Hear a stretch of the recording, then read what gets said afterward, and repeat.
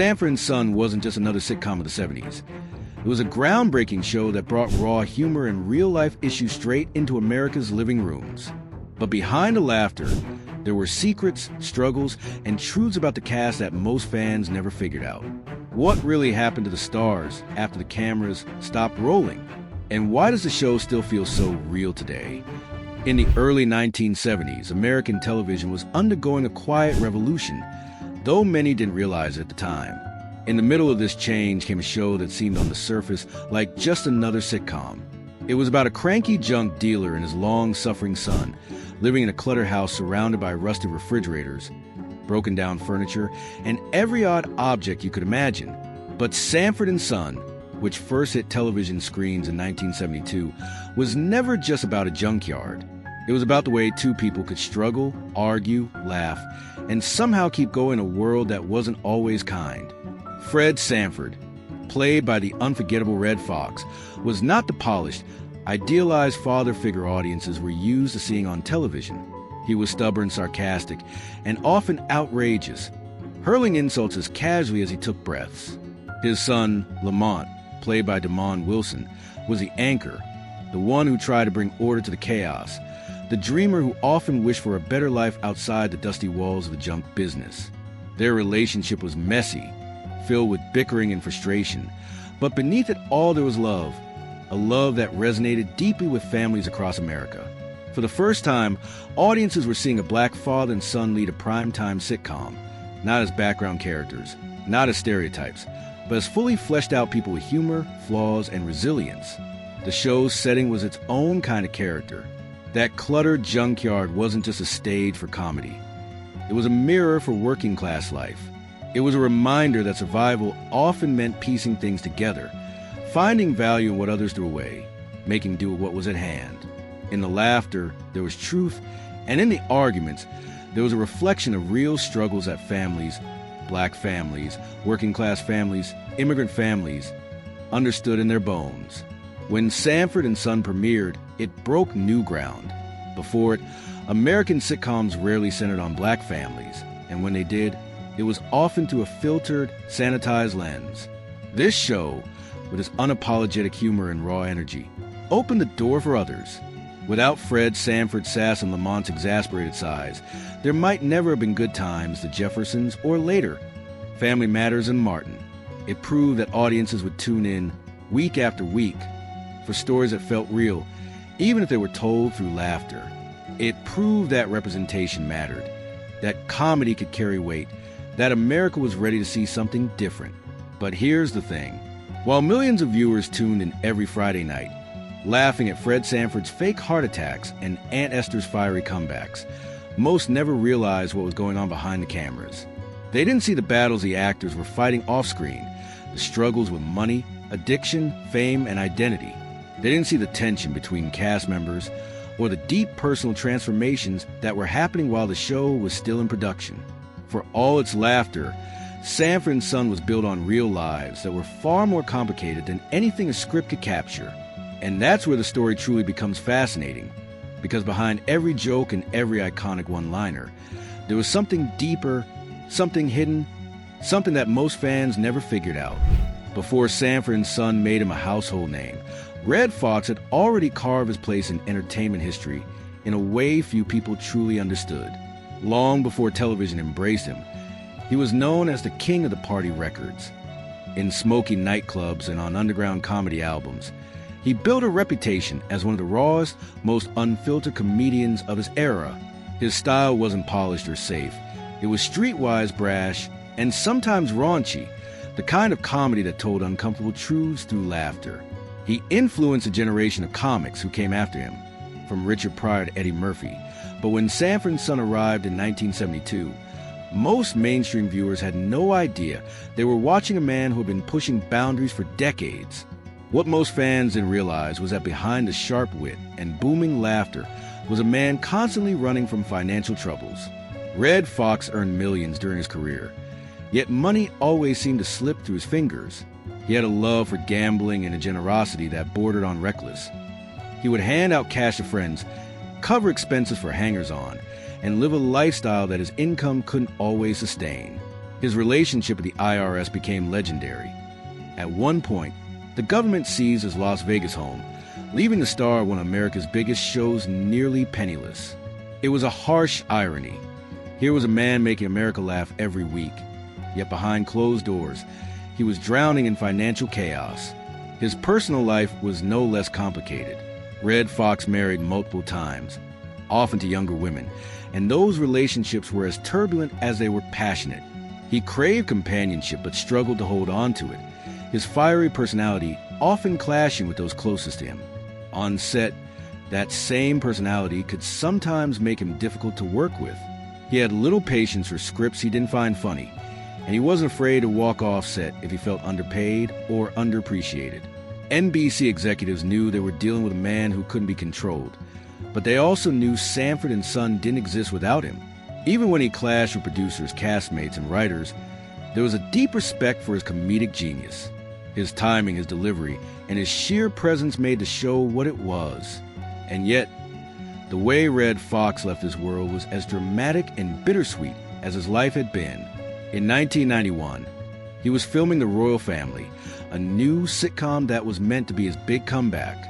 On set, in the middle of a rehearsal, he suddenly collapsed. At first, crew members thought he was joking. After all, his most famous gag is Fred Sanford was grabbing his chest, calling out to his late wife Elizabeth, pretending he was having the big one. But this time, it wasn't a joke.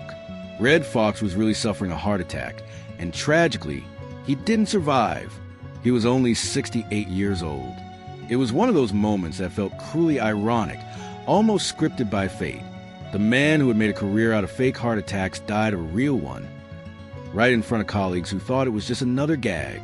His passing left a hole in comedy and in television history, but his legacy has never faded. Every rerun of Sanford and Son keeps his voice alive. Every young comedian who borrows his fearless honesty owes him a debt, and every fan who remembers his raspy laugh knows that Redd Foxx was one of a kind, flawed, complicated, often troubled, but unforgettable. Damon Wilson's story is one of those rare Hollywood journeys that feels almost like a script in itself. Full of talent, inner battles, and an ending no one would have predicted. When audiences first met him as Lamont Sanford in 1972, he was the exasperated son, the straight man to Fred Sanford's outrageous antics. Lamont was the one always dreaming of a better life, always trying to keep his father grounded while shouldering the weight of the junkyard business. Fans saw the frustration in his eyes every time Fred pulled another scheme or faked another heart attack, but they also saw the tenderness beneath it. That balance of irritation and love made Lamont more than a sidekick. He was a character audiences related to, a young man wanting to move forward while being pulled back by responsibility. But behind the screen, Damon Wilson was fighting his own demons. Before joining Sanford and Son, Wilson had served in the Vietnam War, an experience that left scars that weren't always visible. Like so many veterans, he returned to a world that didn't quite understand what he had endured, and he carried that weight into his acting career. As the fame from Sanford and Son grew, Wilson turned to drugs as a way of coping.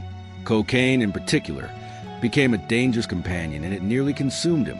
While America laughed at Lamont's quick comebacks and expressions of disbelief at his father's antics, the man playing him was struggling to hold himself together.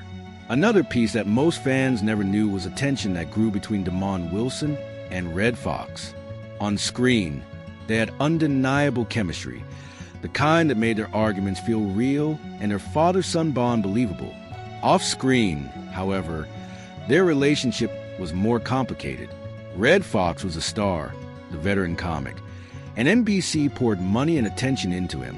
Wilson, younger and still establishing himself, often felt overlooked when he learned how much more Fox was being paid. Resentment crept in. He felt he was carrying just as much of the show, but without the recognition or the paycheck to match.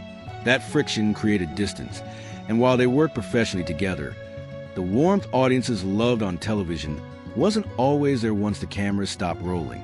After Sanford and Son ended in 1977, many expected Wilson to ride the wave of his success into a long career in Hollywood. He did land other roles, appearing in TV movies and guest spots, but nothing ever matched the visibility or impact of Lamont Sanford. What fans didn't see was how Wilson's life was about to change completely. In the midst of his battles with drugs and personal emptiness, he experienced a spiritual transformation. He turned to faith, walked away from Hollywood, and became a born-again Christian. Not only that, he became a minister. For those who knew him only as Lamont, the sarcastic son with the world-weary sighs, it was almost impossible to imagine him standing in a pulpit, preaching to congregations, but that's exactly what he did. DeMond Wilson poured his energy into ministry, writing books about faith and healing, and speaking openly about his past addictions and mistakes. In interviews, he described how fame and fortune hadn't brought him peace, how he had nearly lost everything, and how only his faith gave him a new beginning. For fans who stumbled upon his story years later, it was shocking. A complete reinvention of a man who once seemed destined to be another Hollywood casualty. Today, when people look back at Sanford and Son, they often remember DeMond Wilson's weary expressions, his arguments with his TV father, and the way he kept the show grounded amid all the chaos. But what most don't realize is that Wilson's real story was far more dramatic than anything written into the scripts. He was a soldier scarred by war, an actor consumed by addiction, and then a man reborn through faith. His life is a reminder that behind the laughter we see on screen, there are human beings carrying battles that the audience will never fully know. Whitman Mayo's journey into the world of Sanford and Son was the kind of story that proves sometimes fate steps in when no one expects it. Before television fame, Mayo's life looked very different from the world of Hollywood. Born in New York in 1930, he lived through the Great Depression and the struggles that came with growing up in a working-class family. Eventually, he moved to Los Angeles, where he worked all kinds of jobs: construction worker, mail carrier, even a mental health counselor. Long before acting was even on the horizon, he didn't step into show business until later in life, and that late start gave him a groundedness and humility that stayed with him forever. When he joined Sanford and Son, it wasn't supposed to be permanent. Whitman Mayo was originally brought in as a supporting character, a friend of Fred Sanford, someone to pop in for a few laughs. His role as Grady Wilson, the slow-talking, lovable companion of Fred, wasn't expected to steal scenes. But that's exactly what happened. Audiences instantly connected with Grady's gentle humor, his catchphrases, and the way he balanced Fred's wild personality with his own easygoing charm. What fans never figured out was that Mayo wasn't just acting a character. In many ways, he was channeling parts of himself. That warmth, that soft presence, that lovable awkwardness. It wasn't an act, it was Whitman. Then came one of the most surprising turns in sitcom history. During a contract dispute, Redd Foxx walked off the set of Sanford and Son, leaving the producers scrambling to keep the show alive. Instead of canceling, they leaned on Whitman Mayo. Grady, once a side character, was suddenly front and center, carrying entire episodes. Against the odds, viewers embraced him, and Sanford and Son survived its star's absence. For a time, Grady even got his own spin-off show, Grady. It didn't last long, but it proved just how beloved Mayo's character had become. What most people didn't see was the quiet way Mayo navigated the ups and downs of Hollywood. Unlike some of his castmates, he didn't chase fame or fortune with reckless abandon. He worked steadily, but he also valued education and community. After his prime acting years, Mayo became a teacher at Clark Atlanta University, where he taught drama. Students remembered him not just as a television star, but as a kind mentor who treated them with patience and respect. While many actors struggled to transition after their big roles ended, Mayo found meaning in shaping the next generation of performers. Behind the kindness, however, there was also struggle. Like many black actors of the 1970s, Mayo dealt with the reality of typecasting. Hollywood often failed to see past Grady, and despite his talent, he wasn't given a wide range of opportunities that might have come more easily to others. He accepted character roles in television and film, but he never quite escaped the shadow of his most famous part. Still, he didn't let that embitter him. Friends and colleagues spoke of him as someone who carried himself with dignity, grateful for what he had achieved, even if the industry didn't always give him his due. In 2001, Whitman Mayo passed away from a heart attack at the age of 70. His death didn't make huge headlines, but for those who remembered Grady, it was the quiet loss of a man who had given joy without demanding the spotlight. Watching old reruns of Sanford and Son, his presence is still undeniable. The way his eyes would widen in confusion, the way his voice rolled slowly over each word, the way he made you laugh not by being loud, but by being genuine. Whitman Mayo's legacy is one of subtle power. He wasn't a headline star, he wasn't a controversial figure, but he was a kind of actor who slipped into America's heart almost without trying. And perhaps that's why fans never quite figured out how important he really was. Without Grady Wilson, Sanford and Son would have lost much of its warmth. Without Whitman Mayo, the show's heart would have been smaller. His story is a reminder that sometimes it's not the loudest or the flashiest person in the room who makes history. It's the one who stays true to himself, who gives quietly, and who leaves behind memories that last long after credits roll. When Whitman Mayo first stepped onto the set of Sanford and Son, no one, not even producers, imagined that his character would one day have to fill Redd Foxx's shoes. Grady Wilson was written to be just another neighbor, a gentle psychic to Fred Sanford's grumpy charm. He was a kind of character who made you laugh without trying too hard, someone whose wide-eyed innocence contrasted perfectly with Fred's biting sarcasm. But when Redd Foxx famously walked off the show during a bitter contract dispute with NBC, the network faced a crisis. The heart of the series was gone. Fans tuned in for Foxx, and without him, the show seemed doomed. It was in that desperate moment that Whitman Mayo was asked to step forward. The plan was never for Grady to become the lead. He was a supporting character, someone written to orbit Fred, not replace him. But television history often takes shape in unexpected ways. And when the cameras rolled, audiences responded to Grady in a way no one predicted. His slow, thoughtful delivery, his kind-heartedness, and his almost childlike approach to life gave the show a different flavor. Instead of a sharp-edged comedy driven by Fred's insults, it became a gentler humor centered on Grady's quirks. What fans didn't know at the time was that Mayo was under incredible pressure.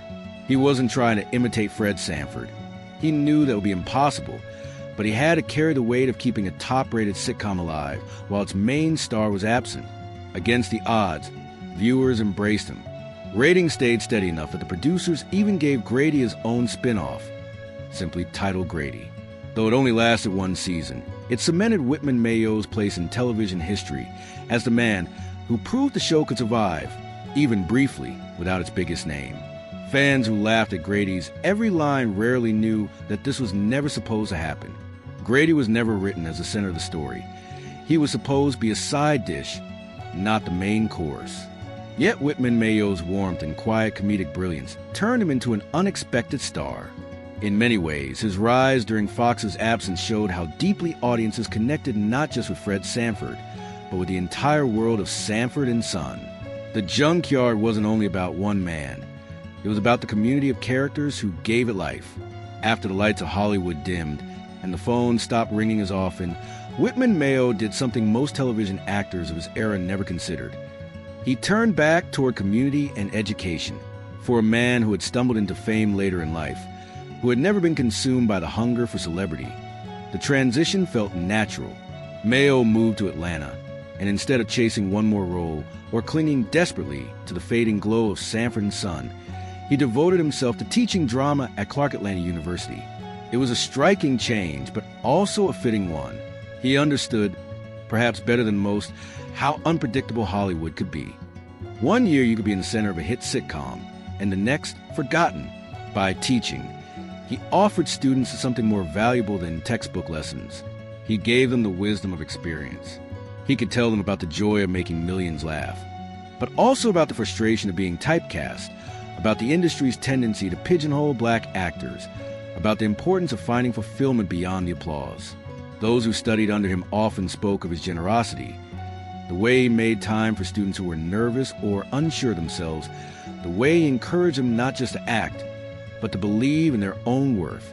He carried the same gentleness into the classroom that he had brought to Grady Wilson, only this time it wasn't for laughs. It was for guidance. In an industry that could chew people up and spit them out, Mayo was a living reminder that life after fame could still hold purpose and dignity. For Whitman Mayo, teaching wasn't about escaping Hollywood. It was about giving back, about planting seeds for the next generation of artists. While many of his contemporaries struggled to hold on to the limelight, he found peace in a quieter role. shaping lives away from the cameras. And in doing so, he left behind a legacy that went far beyond the junkyard of Sanford and Son. The behind-the-scenes story of Sanford and Son is almost as dramatic as the comedy itself. And one of the most explosive moments came during season 3, when Redd Foxx decided he'd had enough. Despite being the face of the show, the man who carried every episode with his timing, wit, and personality, Foxx felt he wasn't being paid what he was worth. NBC was making millions. The show was pulling in enormous ratings. Yet Foxx's salary didn't reflect the cultural weight he brought to the role. So in true Redd Foxx fashion, he walked away. It wasn't an empty threat, either. He refused to show up, leaving the network scrambling. For a time, fans wondered if the junkyard doors had closed for good. But the truth was, NBC couldn't survive without him. They needed Fred Sanford. And eventually, they begged him back with a bigger paycheck and better terms. It was one of the earliest examples of a black television star exerting that kind of power in Hollywood. And though it caused turmoil, it also marked a turning point in how networks treated their talent. But while the battles over contracts and money made headlines, what most viewers never realized was how much weight the writers were slipping into the scripts. On the surface, the show was slapstick. Fred faking heart attacks, Lamont rolling his eyes, Aunt Esther swinging her Bible like a weapon. But hidden beneath the punchlines were conversations about race, poverty, aging, and working class struggle. When Fred and Lamont argued about money, it wasn't just for laughs. It reflected the real challenges families face in trying to stretch a dollar. When Julio, the Puerto Rican neighbor, showed up with his goat, it wasn't just a gag. It was a subtle way of addressing the tension and stereotypes around black and Latino communities living side by side. Even the junkyard itself symbolized survival, finding value in what society threw away. The brilliance of the writing was that it gave people a chance to laugh at these truths without always realizing they were laughing at their own reality. Of course, the show wasn't immune to rivalry and strain. Redd Foxx's dominant presence sometimes left others feeling overshadowed, especially Damon Wilson, who carried a heavy load as Lamont but never earned the same recognition or salary. There were also frequent clashes with NBC executives who want to keep the show light and avoid controversy, while the cast and writers often leaned into the very issues the network wanted to downplay. At several points, the tension between stars, writers, and the network grew so strong that cancellation seemed inevitable. In fact, there were moments when it looked like Sanford and Son wouldn't survive at all, whether because of Fox's absence, ratings battles, or creative differences. And yet, the show endured. It endured because audiences loved it too much to let it die. They tuned in not just for the comedy, but because they saw themselves in struggles, the family dynamics, and the way Fred Sanford could cut through life's hardship with nothing but a sharp tongue and a laugh. Behind the curtain, there were walkouts, feuds, and money fights. But on screen, what America saw was magic, a junkyard that became a mirror of the times. The legacy of Sanford and Son stretches far beyond the 1970s. When people look back on the great sitcoms that came after it, from Martin in the 1990s to the Bernie Mac show in the early 2000s, there's a clear thread that ties them back to that cluttered junkyard in Watts. Fred Sanford's sharp wit and constant scheming laid the groundwork for characters like Martin Payne, who carried entire episodes with fast-talking comedy, or Bernie Mac, who blended humor with heartfelt lessons about family and responsibility. What Sanford and Son proved was that audiences would tune in week after week to watch a black family at the center of the story, not as side characters, not as caricatures, but as the beating heart of a show. That door had to be opened by someone. It was Redd Foxx and his cast who pushed it wide enough for others to walk through. And yet, for all the ground the show broke, the afterlife for many of its cast members wasn't easy. Typecasting became a quiet prison. Damon Wilson, forever Lamont in the eyes of the public, struggled to find roles that matched the weight of his sitcom fame. Whitman Mayo, beloved as Grady, often found himself cast in similar gentle, slow-moving roles that never allowed him to show his full range. LaWanda Page, unforgettable as Aunt Esther, was so strongly identified with her character that Hollywood rarely offered her work outside of that mold. Even Redd Foxx himself, despite his towering influence, battled years of financial trouble, health struggles, an industry that wasn't always eager to see him as anything but Fred Sanford. The reality of the time was harsh.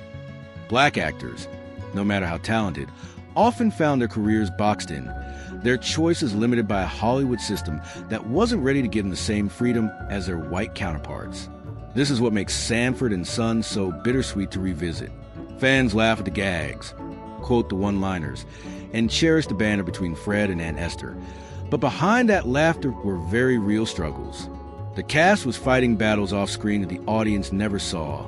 Battles with addiction, battles with money, battles with health, and battles with an industry that both gave them a platform and held them back.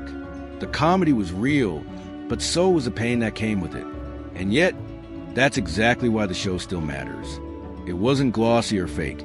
It felt lived in. It reflected the frustrations, the love, the survival instincts of families who were making do with what they had. Fred Sanford's Junkyard was more than a set. It was a symbol of resilience, of finding value where others saw nothing. For the cast, their struggles behind the scenes mirrored that same resilience. They weren't just characters. They were people who carried heavy loads, laughed through them, and left behind a legacy that continues to echo through every sitcom that came after. Sanford and Son was never just about junk. It was about finding value in what others overlooked. And in many ways, the cast lived that truth.